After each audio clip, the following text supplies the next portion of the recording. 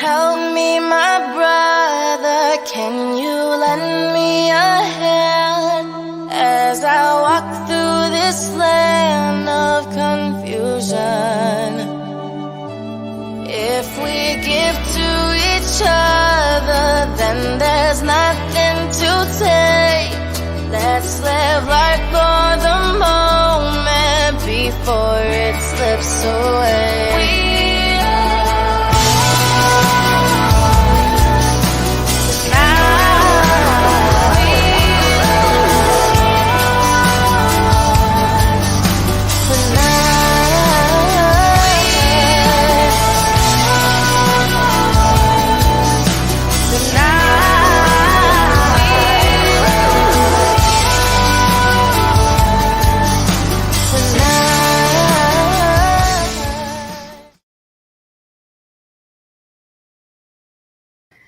Unmuting the mics, unmuting the mics. Hello, everyone. My name is Jillian Sidoti, and you are watching a Last Life Ever segment that Mr. Jeffrey Holst and I are hosting on things we will never invest in again. And we're going to start doing these little tidbits of information, these little webinars, these little live streams, if you will, every once in a while. And I'm super excited about it. How about you, Jeffrey? Every once in a while. I'm excited at the specificity of how frequently we will be doing these. Well, Jeffrey, I'm going to blame you. You are a world traveler. It's true. You're constantly going somewhere.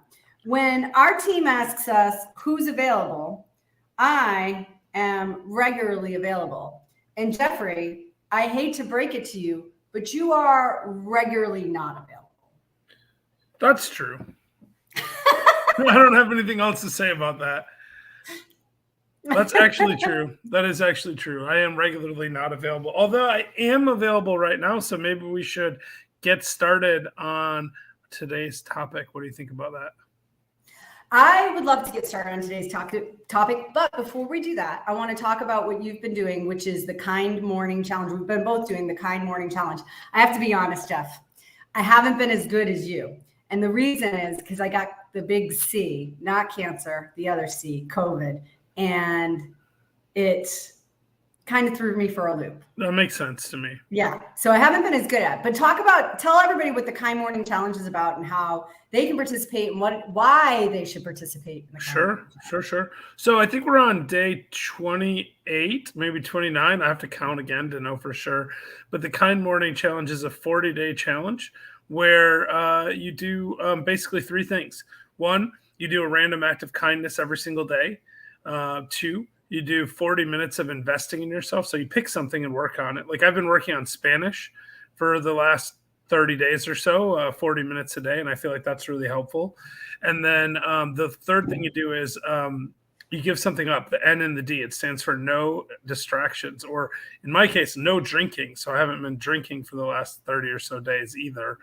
And then the other thing you do is a morning routine. So you get up every morning and do the same thing. And I've done pretty good on my morning routines, although I have to admit, this morning I got up a little bit late and I skimped out on my morning routine. So what's your normal morning routine?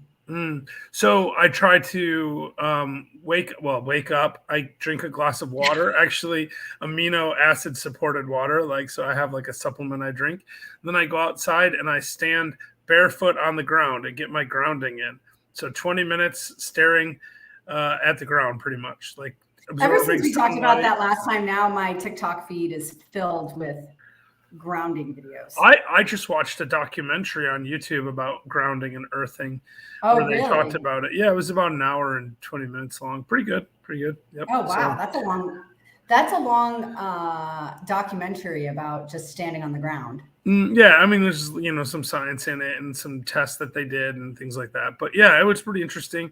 But the main thing is they just talked about the real fact that for all of human history, we've slept on the ground, we've walked barefoot on the ground, and or even if we had shoes or some kind of protection, it was like animal skin type shoes, so they were conductive to some degree or another. But now we have synthetic soles on our shoes, so we have almost completely disconnected ourselves from the ground.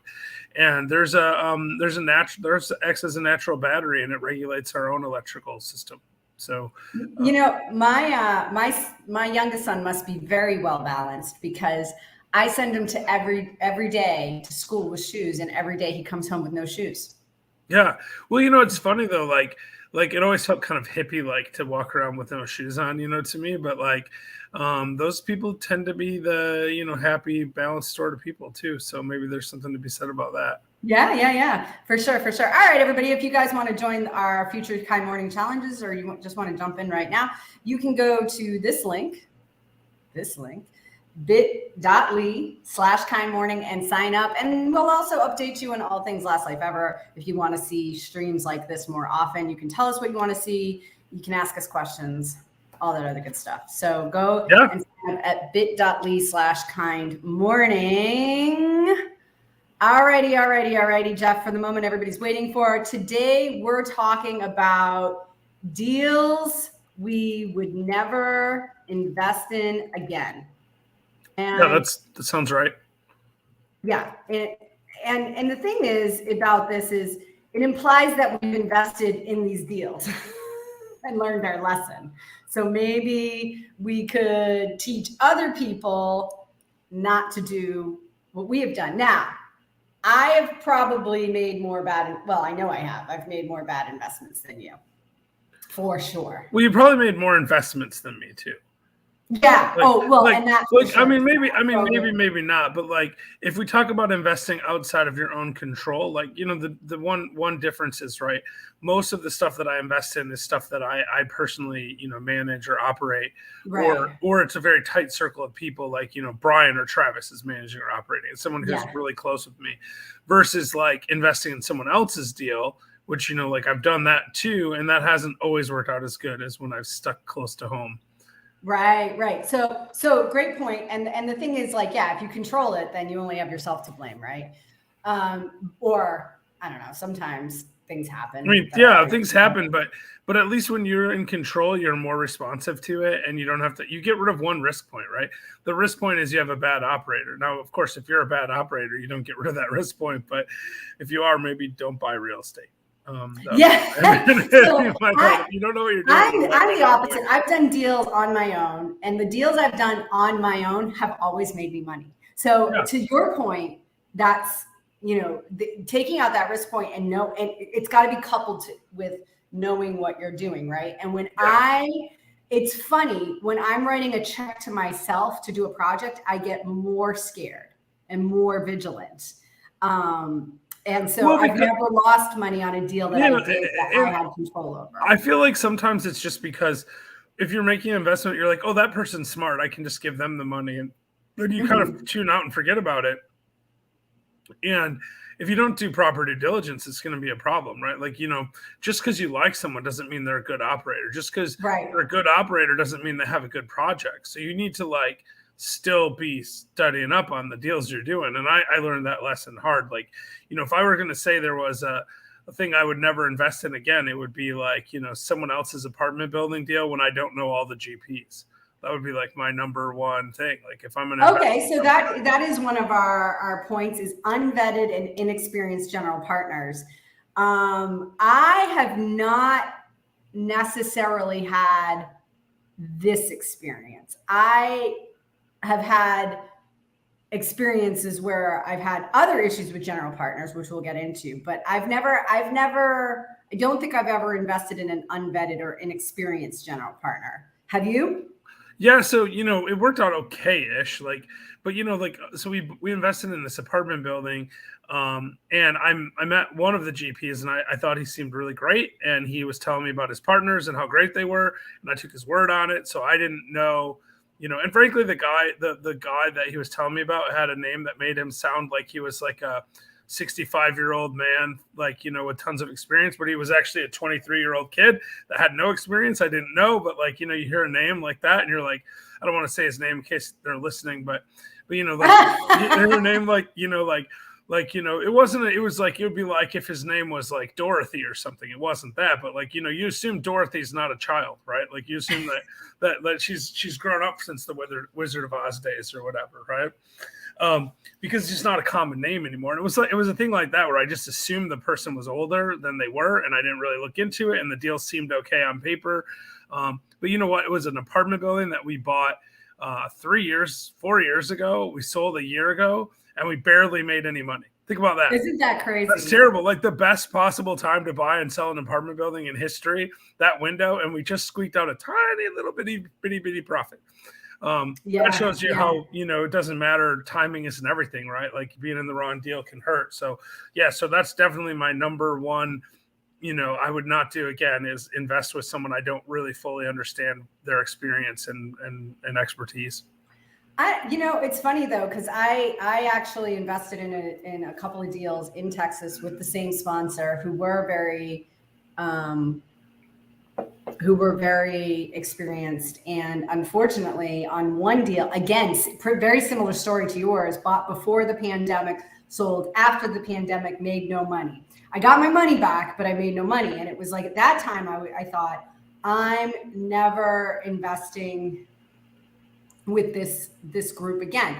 And so I have one more deal with them that I still have a little bit of money in, and they just did a capital call on that deal, of course. So and when they did the capital call, they said, "Hey, are you going to put in for the capital call?" I said, "Absolutely not. I'm not chasing, bad money with good money." So a big problem with that particular sponsor is a problem I've had with multiple sponsors, even ones that I've made money with, bad communication skills. I will not, if you do me dirty with communication, if I don't hear from you on a regular basis, that you tell me what that regular basis is going to be. I don't care what the regular basis is. You could tell me I'm only going to communicate with you once a year. But if you screw up and don't communicate with me that one time per year, it's over.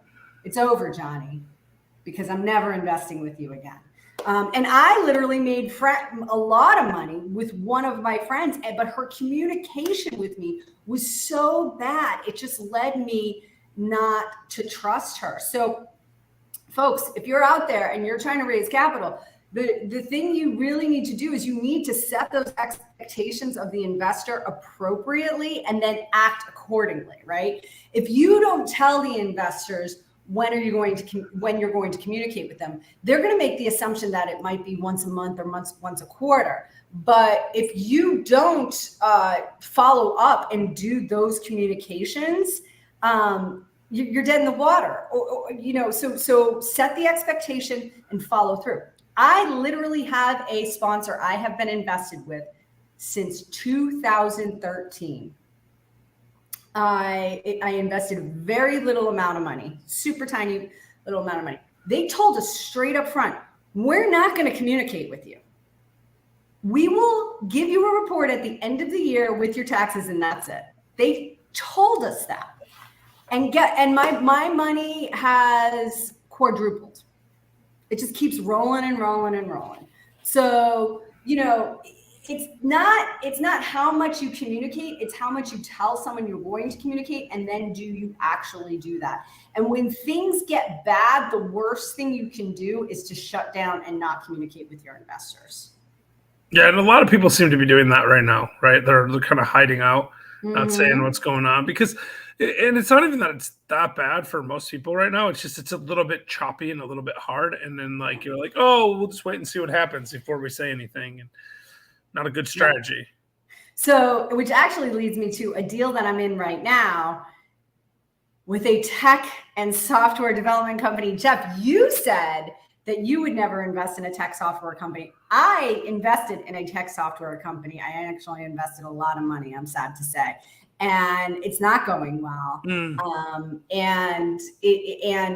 But I will say this: anytime I want a communication from the management team, I have to ask for it. I have to scream for it. I have to beg for it. Yeah. I get it.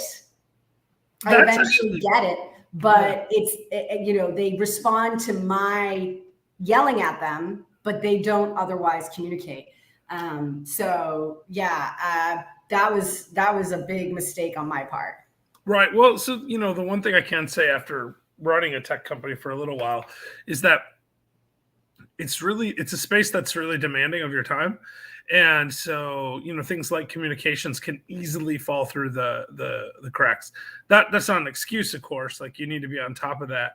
But the problem with tech and software development companies, from my perspective, is it's not that they're bad investments. It certainly can be a good investment.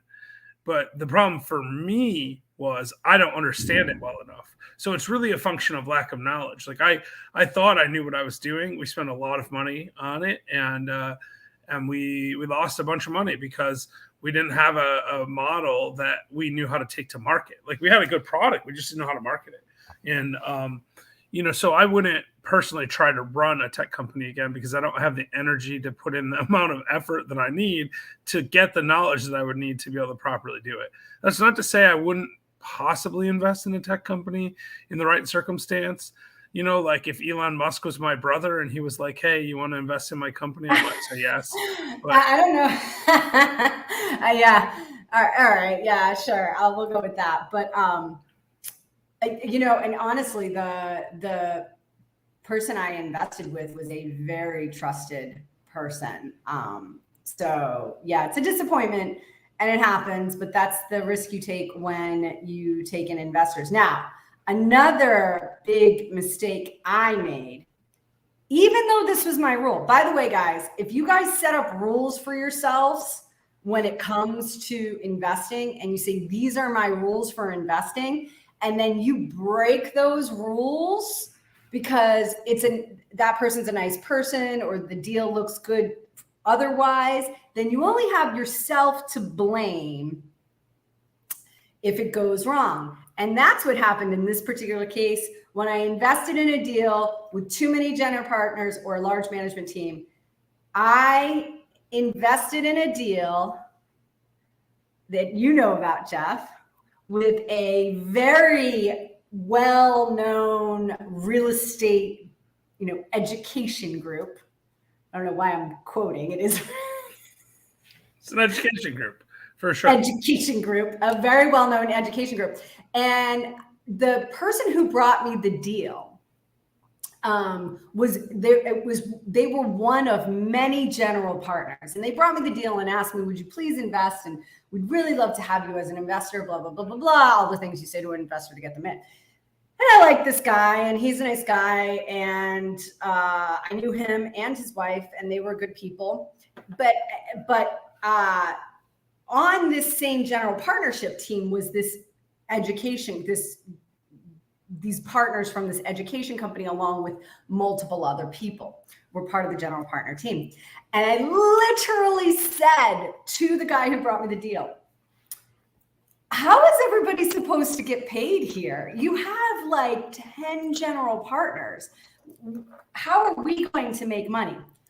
I made that investment in 2016. I still have not seen a dime of return on investment. So there you go. Mm-hmm. Jeff? Yeah. Well, I agree with this rule. I think it's smart to be careful about that. Some deals are going to have a lot more partners than others. Scale matters, right? Like if they're raising $10 million or $20 million or $50 million, they may have 10 partners, right?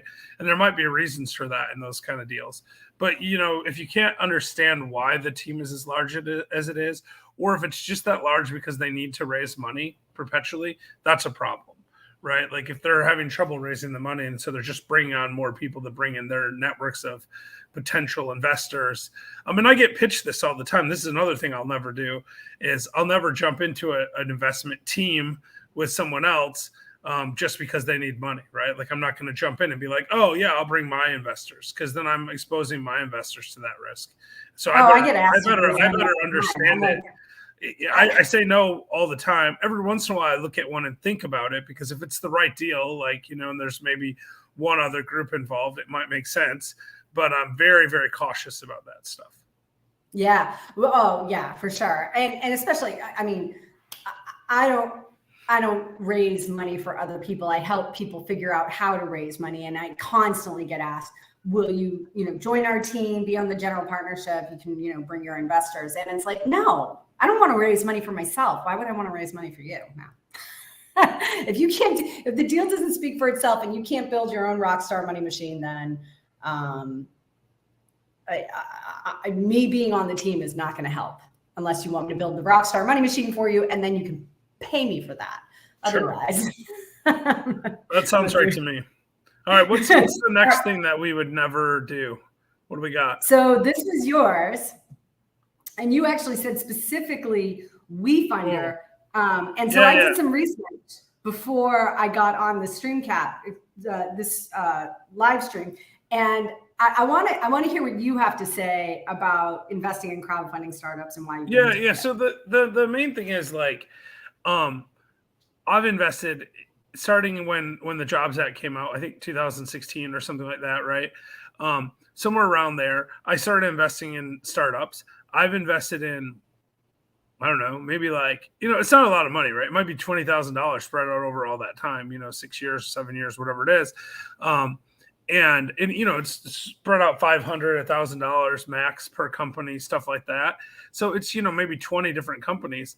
And as of now, since 2016, I have a couple of companies that have gone out of business. I know that money's dead, right? Bankruptcies and whatnot. Like you expect that in startups though. But as of now, I've gotten zero return on anything. Okay. All right. That's interesting. So I have a very different story. I like you, I've been investing in crowdfunding startups since 2016. And I kind of stopped investing in crowdfunding probably around 2020, 2021. That's about what I quit. Yeah. And it wasn't so much that I was like, I quit, I'm done, whatever. It was just kind of, I lost interest and I was really focusing my capital on. It wasn't a strategy. I just, COVID and busy and living my life and all that stuff. Exactly. So, so today, when you sent me this one, you wouldn't invest in something, a crowdfunding deal without a personal connection.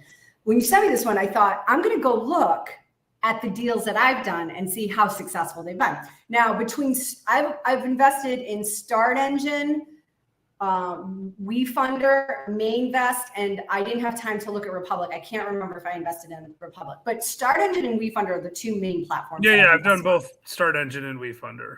Yeah, so between those two platforms, I've invested approximately $67,000. So quite a bit of money, right? Sure. But across multiple, a ton of profits, a ton of companies, long period of time and all that. Right. And not only that, so it's 67,000. And not only that, I also, those numbers include my actual investments in WeFunder itself and Start Engine itself. Sure. Right. So I own stock in both of those companies as well. And I do have quite a few companies, probably like 5 companies of the 20 to 30 companies that I invested in. It might be a little more than that. Of the 20 to 30 companies I invested, 5 companies have gone under, are no longer existing. So that sucks. But that also fits with what you expect for startups, right? Yeah. Like so, 1 in 4 is going to fail in the first couple of years. Like it's just right. But 2 of the companies that I invested in went public. And one is, I get dividend payments from them every quarter. One of the companies was a company called Generation Genius that I invested in. It was an education company that I invested in pre-pandemic. And I only invested $1,000. And after the pandemic was over, they had made so much money during the pandemic because of their business model. They gave us a choice. You can continue on with the company, or you can continue on with the company, or you can cash out now.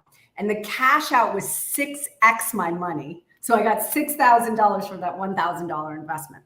So it was worth it, right? Like, so I decided to take the money. I probably shouldn't have, because Generation Genius is continuing to do well. But anyhow, so that, and then I also, one of the companies I invested in, or a couple of the companies I actually sold, and one of them is actually on the Australian stock exchange. So now I own stock in Australia. I never intended that, but I do. So I agree with this because it is super, super risky. But I've made money. You can make money. Well, I yeah, just sure, think it's but really like, important to but do like, so you diligence. have a handful of companies out of 30 that have made some money, right? That have made And money, and the other ones have not lost money. yeah, They're yeah, still no, they're I still get going that, on. and like, there's still a Yeah. possibility that they pay out. I mean, like, I've some like, they're in like their seventh or eighth round of fundraising now, and they're raising at a much higher value than what I put in at. So, Right. on paper, I mean, as far as actually getting cash back or dividends or anything across 20 companies, I've had zero. But you're saying over 30, 35 companies, you've had a handful of them.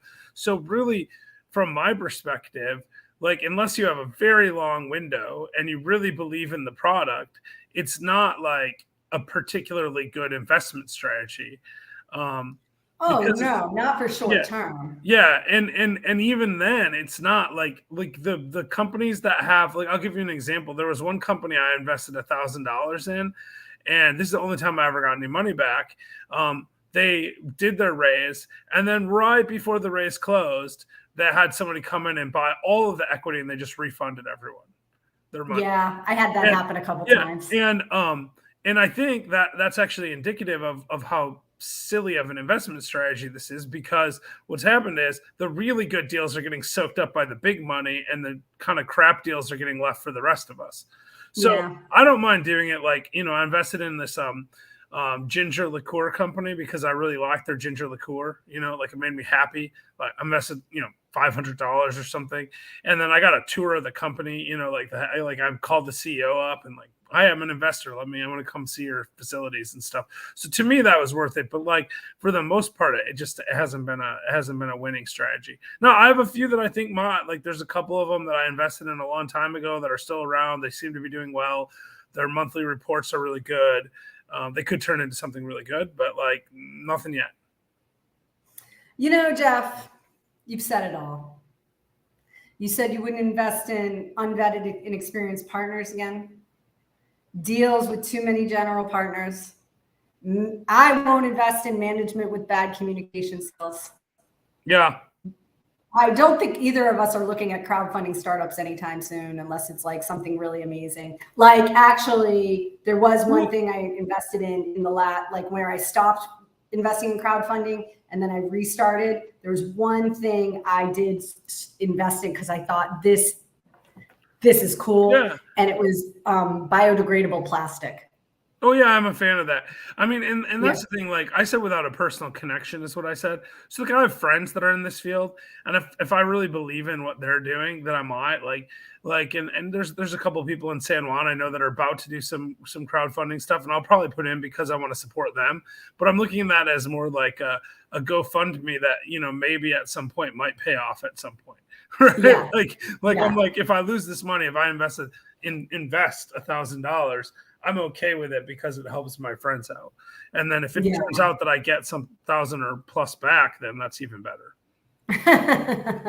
Well, awesome. Everybody, thank you so much for joining us today. We're going to wrap up. Let us know in the comments below things that you wouldn't invest in ever again. And also tell us what you'd like to see us doing on a live stream in the future. You can always check our private Facebook page out. It's the Last Life Ever private group. Just come and join us. We have some fun times over there. All right, everybody, have a beautiful week. And what should we remind people of, Jeff? Oh, it seems like something around the lines of make sure you live the best version of your last life ever.